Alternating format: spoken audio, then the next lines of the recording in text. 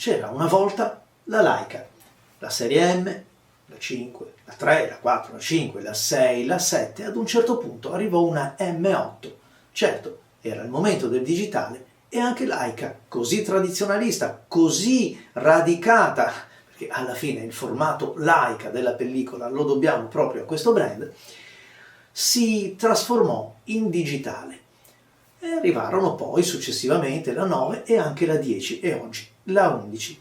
Io ho provato la 10R grazie a RCF Photo Livorno, li ringrazio davvero e credo che dovreste ringraziarli anche voi perché sono coloro che mi hanno consentito attraverso l'usato e che usato di provare questa fotocamera e di raccontarvi le mie impressioni, perché non posso certo fornirvi un test approfondito perché l'ho avuta in mano soltanto per 2 o 3 giorni. Soltanto, ma come vi ho detto nel promo del video, da leccarsi i baffi, stiamo parlando di una fotocamera eccezionale, anche perché gli ho montato su un 35 mm 1.4 Summilux, quello non solo asferico ma con la lente flottante per rendere ancora, per pareggiare, per migliorare ulteriormente le prestazioni di questo obiettivo, un po' come era avvenuto per esempio sul 40 mm Distagon della Hasselblad quando la serie CFE ebbe in dotazione questa lente flottante anteriore che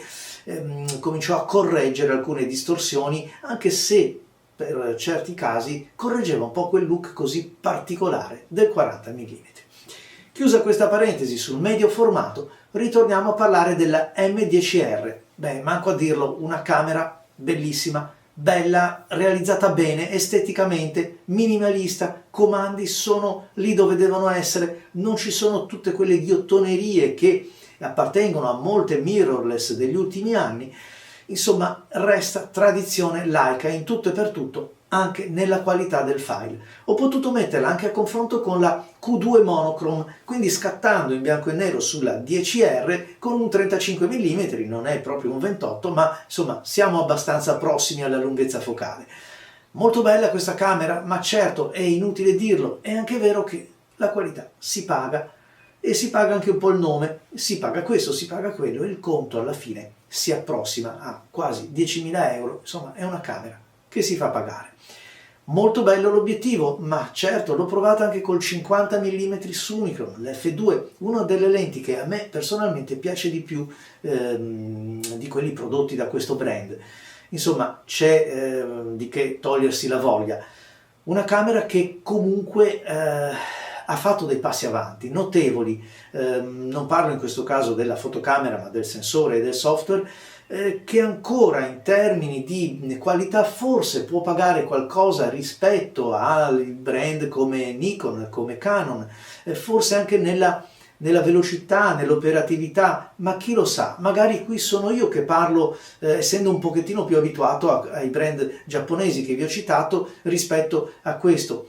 Chi lo sa, sta di fatto che il look dei file che vengono sfornati da questa camera sono di tutto rilievo. Mi è piaciuto molto il bilanciamento dei colori, quello che chiameremo bilanciamento del bianco, ma dico di più, il rapporto fra i vari colori, la naturalezza di un rosso che è rosso, di un azzurro che è azzurro, non è un azzurro violento, non è un rosso sparato.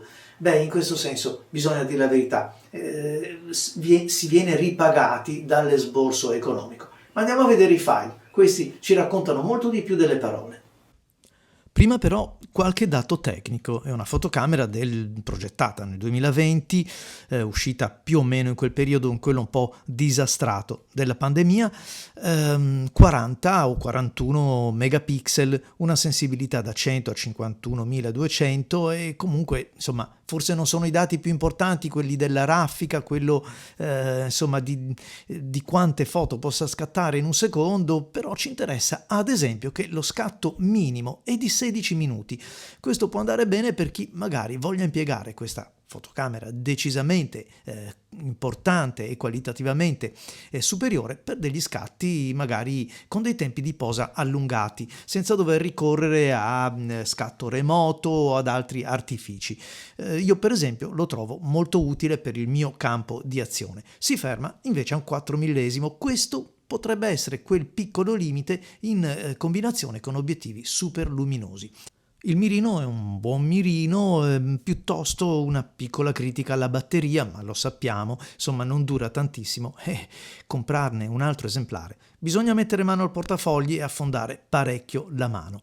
Invece per quel che riguarda il 35 mm Summilux, lo abbiamo detto, è l'asferico, ma questa volta è quello flottante, quindi stiamo parlando di comunque pochissime lenti, mi pare siano 8 o 9 giù di là, un rapporto di riproduzione estremamente basso come per tutti i grandangolari o comunque quelli di questa lunghezza focale, poco peso ed una qualità costruttiva veramente assoluta. Sì, è vero, ma c'è un ma, e spero non si offendano i laicisti della prima ora per intenderci, anche la versione pre-FLE aveva il suo modo di interpretare la realtà. Sappiamo che comunque queste camere mettono una toppa al calo della luce, cioè a quella vignettatura, che comunque sul pre-FLE era, diciamo, caratteristica, era quasi un pregio delle ottiche. Su questo ho notato una correzione quasi un po' eccessiva, cioè è una lente così a modo, così perfetta che potrebbe anche forse stancare un pochettino, cioè fa perdere quella poetica, lo dico sempre, che gli obiettivi Leica hanno sempre avuto, soprattutto questi super luminosi. Qui invece andiamo a vedere un pochettino l'elasticità o la lavorabilità del file, è un DNG, lo portiamo al 100%.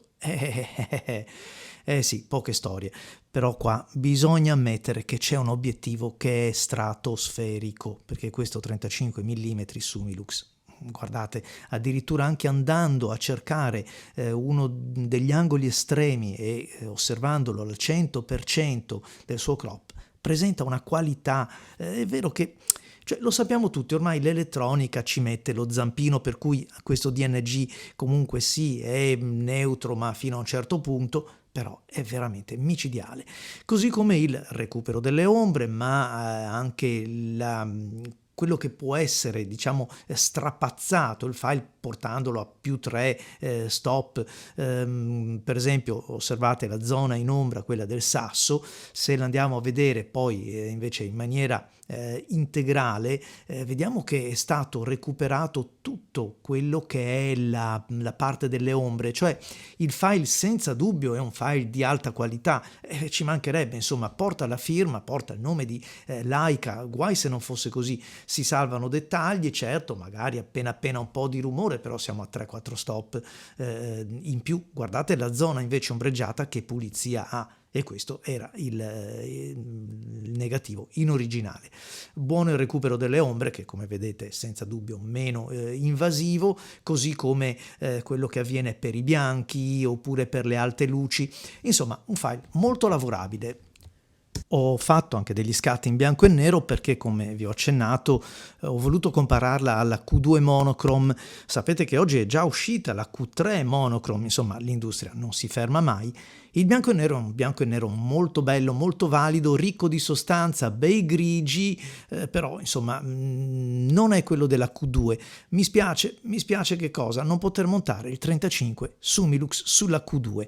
Questo che vedete è l'angolo estremo del fotogramma del Summilux, giusto per darvi l'idea di una foto scattata a mano. E qui c'è una saracinesca col 50 f2 Summicron, dove, facciamo anche un po' di pubblicità a questo artigiano, l'etichetta è leggibilissima, vi ricordo, uno scatto a mano libera. Bella, eh? Eh sì, ben realizzata, materiali di primo ordine, dei file assolutamente fantastici, possiamo dire, ma qui c'è anche complice il 35 mm Summilux, che è una perla nel brand Leica. E allora amici, vi aspetto ai prossimi video. Ringrazio ancora una volta RCF Foto Livorno, perché è grazie a loro che ho potuto fare questo lauto banchetto fotografico, dove veramente mi sono tolto la voglia di provare cose inaudite, come il 200-500 Sigma F2.8, ve lo presento nel prossimo video. A tutti voi amici, grazie, vi aspetto ai prossimi video, quelli da leccarsi baffi.